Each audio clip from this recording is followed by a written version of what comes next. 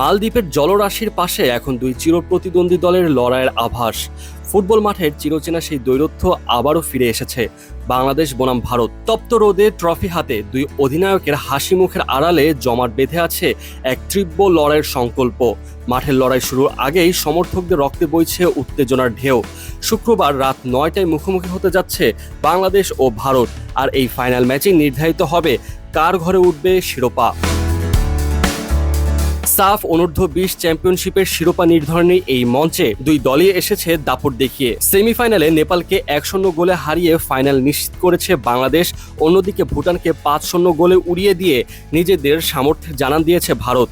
এখন লক্ষ্য একটাই, দক্ষিণ এশিয়ার শ্রেষ্ঠত্বের মুকুট। কে পড়তে যাচ্ছে সেই মুকুট? বাংলার বাঘেরা সর্বোচ্চটুকু দিয়ে চেষ্টা করবে সেই মুকুট নিজেদের করে নেবার। পরিসংখ্যান আর ইতিহাস এই লড়াইকে দিচ্ছে বাড়তি মাত্রা। গ্রুপ পর্বে ভারতের বিপক্ষে পিছিয়ে পড়েও 1-1 গোলে ড্র করে মাঠ ছেড়েছিল বাংলাদেশের যুবারা। সেই প্রত্যাবর্তনের গল্পই এখন দলের সবচেয়ে বড় আত্মবিশ্বাস। তবে ফাইনালের অতীত স্মৃতি কিছুটা হলেও অস্বস্তিকর।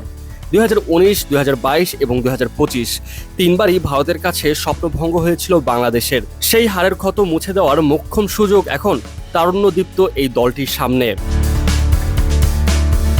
অবশ্য 2024 সালে নেপালকে হারিয়ে চ্যাম্পিয়ন হওয়ার সেই সোনালী স্মৃতি এখনও তরতাজা। মালদ্বীপের গ্যালারি যেন এখন এক টুকরো বাংলাদেশ। হাজারো প্রবাসীর প্রত্যাশা আর কোটি ভক্তের দোয়ার সঙ্গী করে মাঠে নামবে মারুফুল হকের শিষ্যরা।